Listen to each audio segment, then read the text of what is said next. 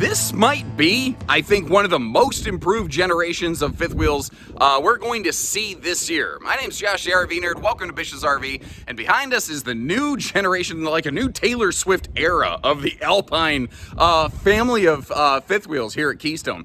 They have, they've always kind of been like the Jan to the Marcia, for those who pick up on the Brady Bunch references. They've always sort of been like the redheaded stepchild of the Keystone fifth wheel family.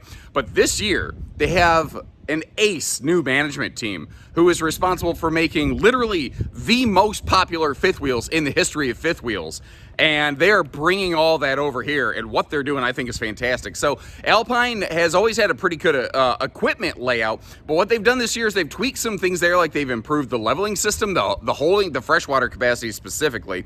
They've upped their game on their solar packages. They've also moved to a floor flush kitchen slide, no more toe stubber toe kicker right there, and a bunch of other little kind of detail features, like moving away from Schwintek slides completely, that I think some folks are going to be really happy about. But the thing is, they were always pretty good, but they didn't have that curb appeal that they have now. And oh my lord, compared to what you saw last year, if you saw a 23 Alpine and a 24 Alpine sit next to one another, you would think that 23 was like 3 or 4 years old compared to how one of these looks right now. Fully facelifted and a glow up from the ground up, basically, on these, inside and out.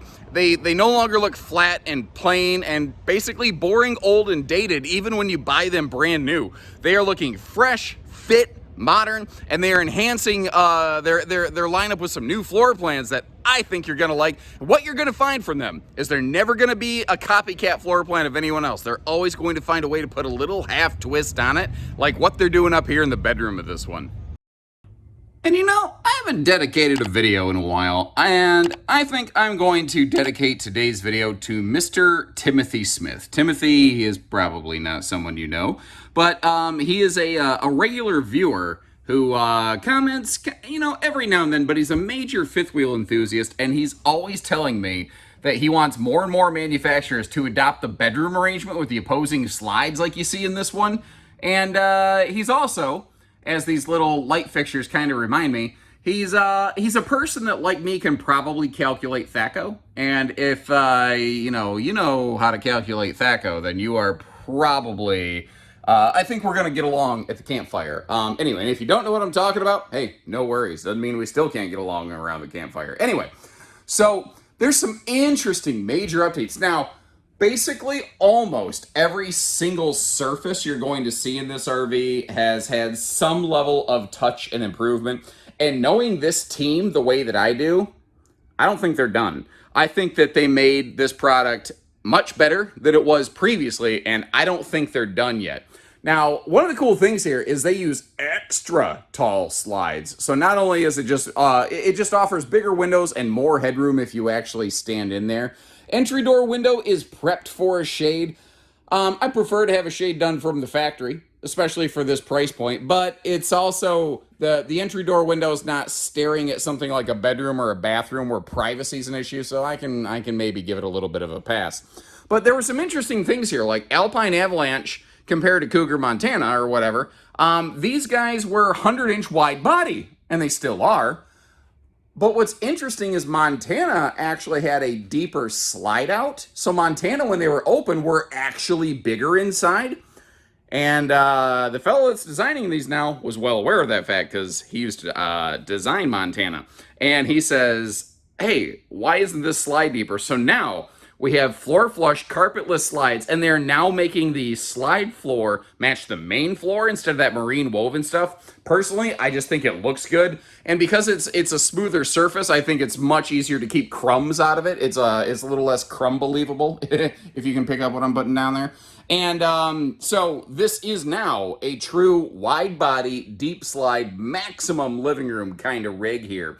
And because it's wide body, they're able to do things like give you a little side stand to set down your phone or your drink or whatever, and a larger 3-adult cedar sofa in the back that not every manufacturer can always do. Sometimes they have to choose to either get a big sofa or side stands, but when you go wide body, you can do both. Now, this is kind of neat, I think. Household outlets right down where you want them in a laminated wall. That is not easy. And that also is a really good indicator that they have to be running a thicker wall on one of these.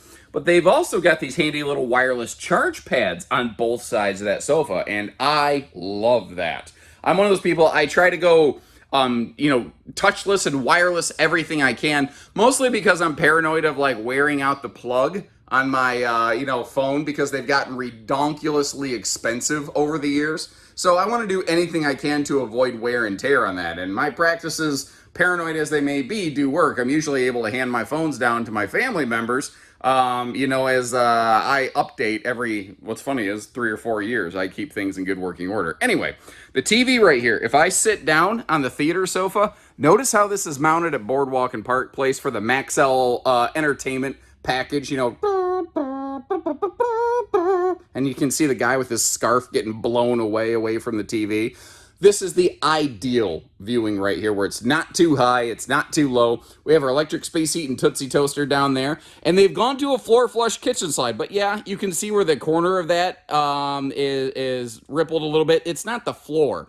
People see that, go, there's a problem with the floor. It's not. It's just the flap at the end of the slide. I just need to like pull it a little bit. Evidently, I forgot to do that, and then everything lays flat. But some people, hey, if you don't like that, if you want to judge the RV for that, that's fine. I'm just calling a spade and showing you what's what and what's where. Now, they did an interesting thing here. Some manufacturers will give you like an extra buffet serving space, and some will give you a swing out TV. They did both. That TV, if you remember from our floor plan in a flash, can twist and shout and pivot about, so that if you want to sit over here and like lay down and lounge out on the sofa, and you want to kind of cheat the TV half between the theater seat and the sofa, you can. Although, even sitting back here, you really don't lose a whole awful lot. But the fact is, you can get a really solid viewing angle. But there is a little bit of a level change here. And this is another thing that they did. Previously, anything that looked like wood often wasn't actually. That any countertop right now is going to be a new all hardwood, which they weren't before. But there's a level change here. I like how they did the level change, though, because if we're going to have a spill in the kitchen, I don't want it dribbling down into the entertainment center, into my high voltage appliances. So I think what they did there was really smart. And once again, look at the intelligent outlet locations in this RV. I think that's ideal.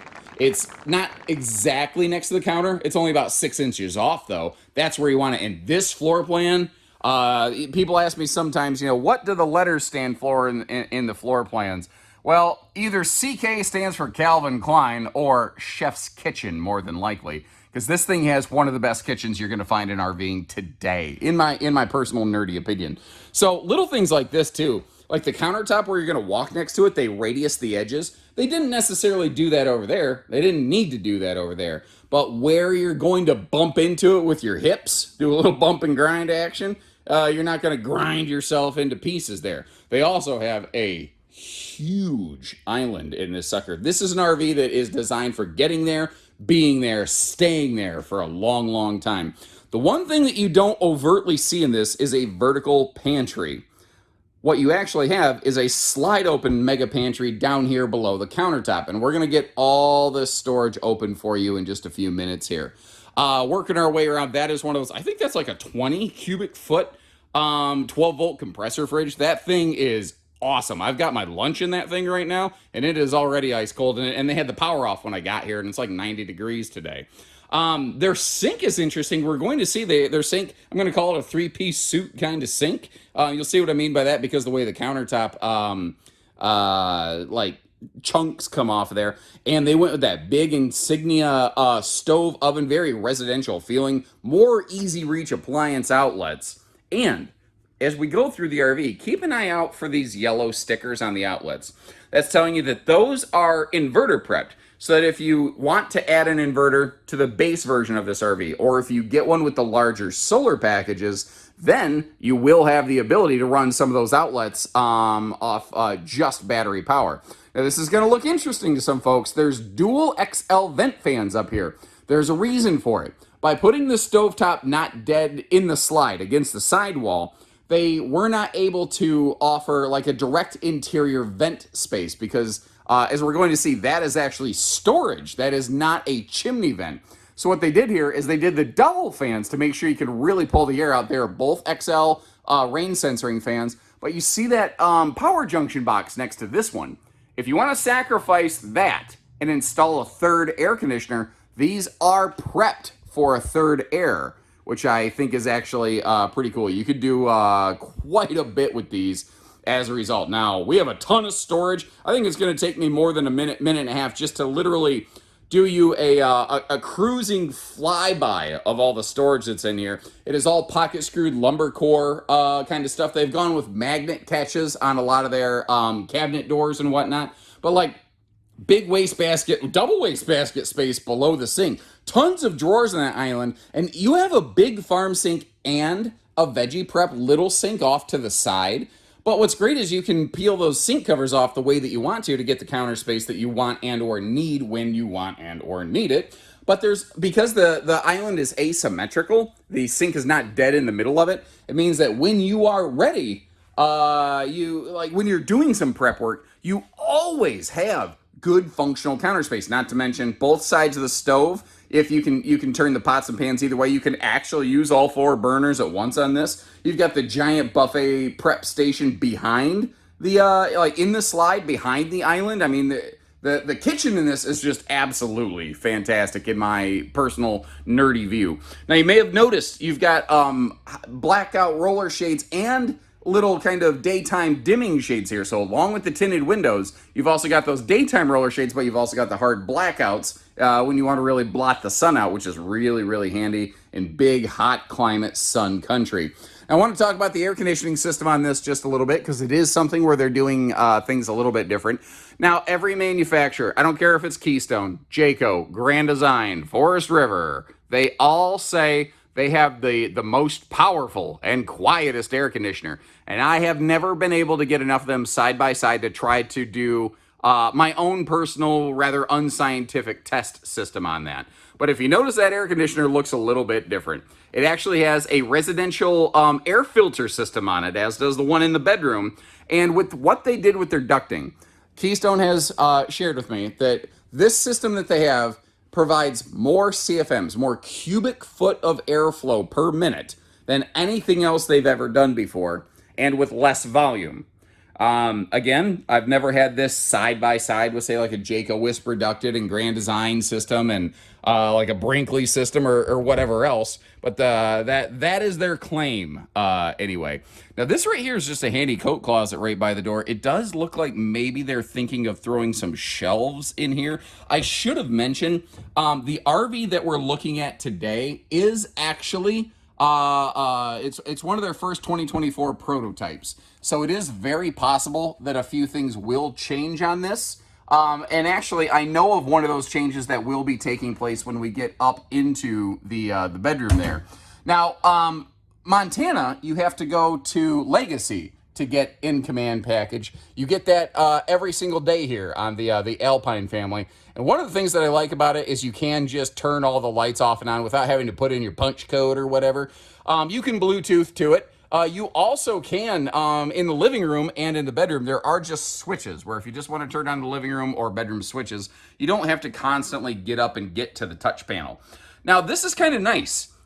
They put the sinks all the way to the back, and they went with just a mirror on the wall with a split center medicine cabinet. What that allows for is maximum countertop space. And if you bend over to, like, spit your toothpaste out or something like that, you're not bashing your head against things. It's a functional, effective system. And this bathroom right here, really first pioneered by Cedar Creek, but really made popular by the Montana High Country.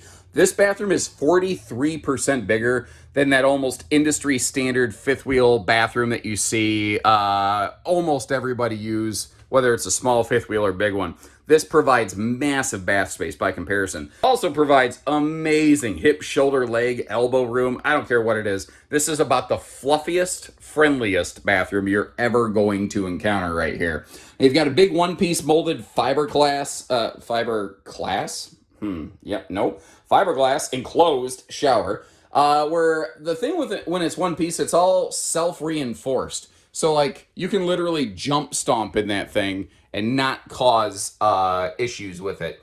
Now, if you notice, my headroom capacity up there, the upper deck of these is not as big as some. So to give you a reference point, I'm a little bit over 6 foot. I'm probably about 6'2" with my shoes and everything on that I'm wearing right now. And you saw that I had about an inch of extra headroom above me. Now the storage here in the bathroom, you see that you've got that tall, big linen cabinet. And I do want to mention, when we look at all of the storage across from the shower under that giant vanity, we did have to kick over into a slight wide angle mode. It's so big, I couldn't get it all in frame, and I didn't want you to miss nothing there, because there's a ton of storage in that.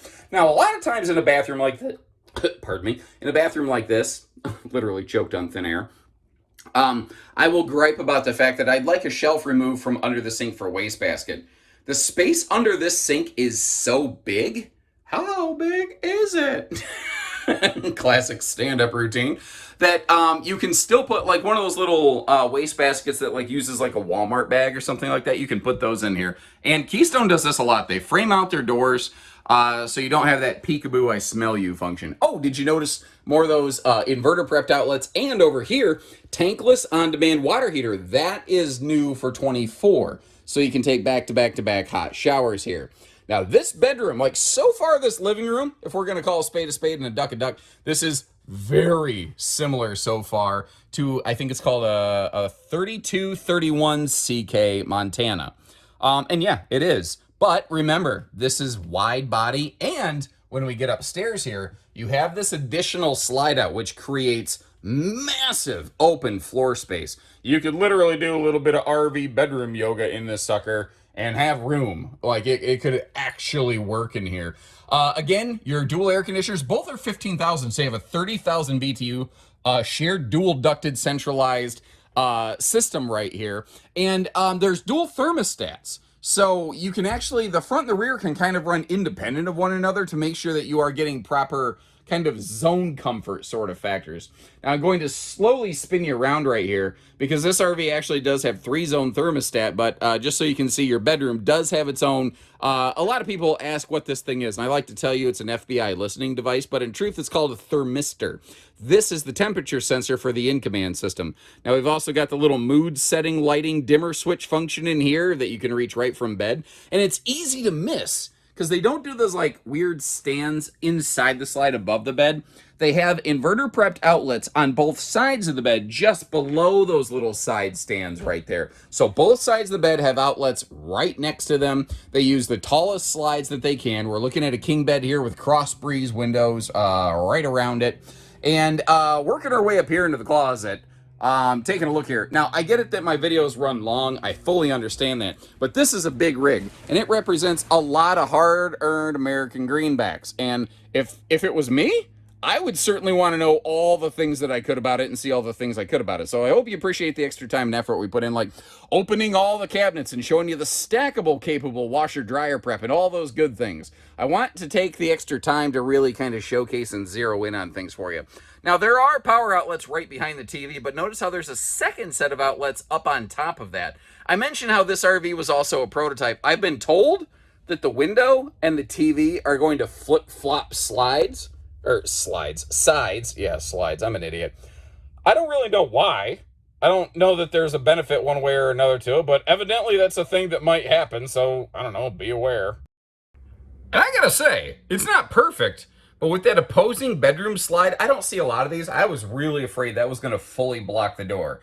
Don't get me wrong, as a dad bod American size dude, I could barely squeeze through here. Like my gut would be squeaking through this sucker if I had to get in here for some reason. But if my life depended on it for some reason, I could do that. Here's another interesting update they made. They improved their bed slide system. I think it's going to be a little stronger, and it will prevent damage on your flooring. It used to be the rollers under the bed were mounted on the bottom of the bed so that when you rolled the slide in, the wheels would roll across your floor. Well, over time, that would create little roller lines on the floor, and that kind of sucks.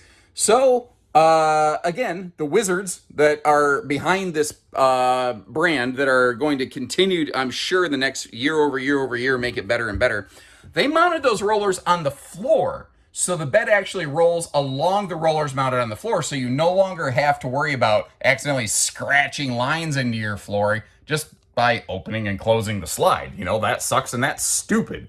Obviously, the bathroom is accessible here, and you can't get to the whole fridge, but because it's big and they have a massive island. But I think for traveling, being able to do something like that and get to enough of the fridge, as long as you intelligently pack, I think that nicely qualifies here. Overall, for a giant RV like this, I'll give it about a B minus travel access. But for something like this, that's pretty darn good.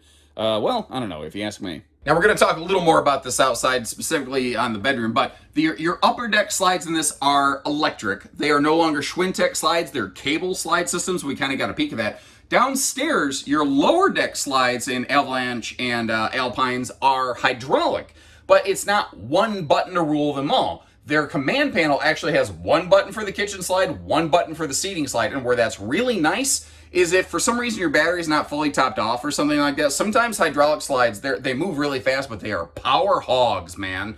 And if it's trying to pull two slides at once, sometimes it just starts, popping the system and it has to reset, and then you have to wait and push the button.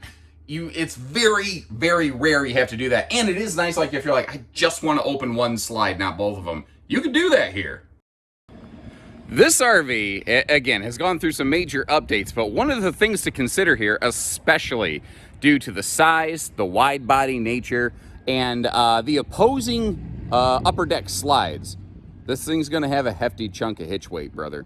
And as a result, I mean, to say that you are deep into 1-ton country is no joke. Frankly, I would probably recommend something like a dually for this, just to handle the link, to give you the stability to be able to really handle and safely, comfortably control everything.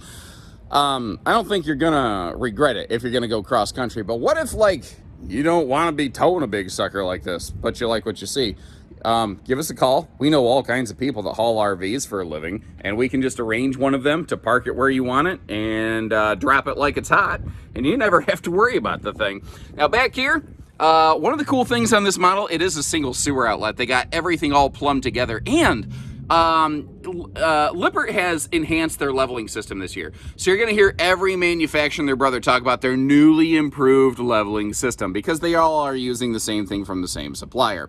The thing is, those like extra little snap pads, basically, that there's aftermarket snap pads you can put on drop jacks to give you a bigger footprint so that your RV is less likely to sort of sink into soft dirt or something like that.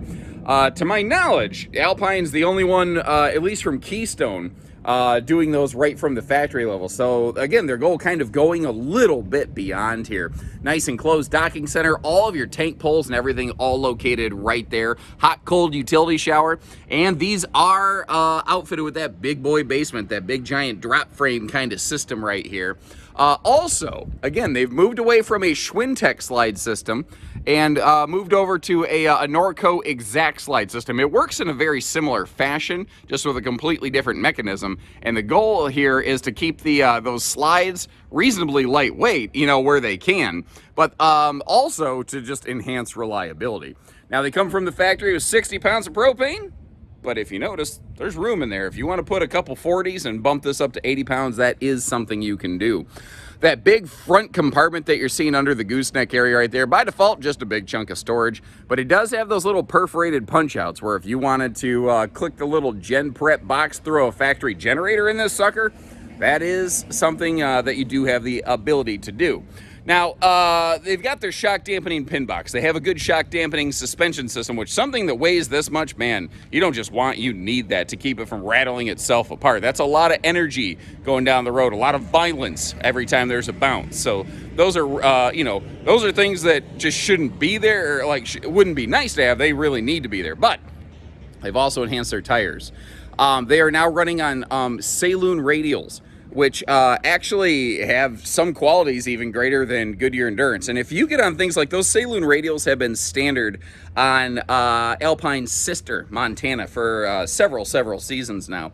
And if you get on like their owners forums, and if somebody asks like, hey, I've got a 2008 Montana and it's time for me to update my tires, what does everybody else recommend? And there'll be a couple people that mention like Goodyears or whatnot. But those Saloons are by far and away the thing people recommend because they have had such good experience with them. They get the job done and they do it well. Now you can see here on Alpine, we've got a nice high gloss exterior. Like you can literally see, I call it like a mirror-like reflectivity of that, factory shop door behind us. We actually are down on Keystone's campus today. Very kind of them to have some of this all pulled up and ready for us. Let's give them a big old thanks, Keystone. But back here, you might notice down under the skirt, that's where your spare tire is located, so that it leaves your front compartment open for like generator function.